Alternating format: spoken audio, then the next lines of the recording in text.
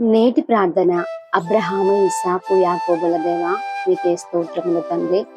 ఆకాశమందు నీవు తప్ప నాకెవరున్నారు ప్రభువా? నీవు నాకుండగా ఈ లోకంలో ఏదియో నాకు అక్కరలేదు దేవా. సమస్తము నీ పాదాల చెంత దొరుకుననే నీ పాదాల దగ్గర చోటు చేసుకుని నీ కొరకు ఎదురు చూస్తున్నాము తండ్రి.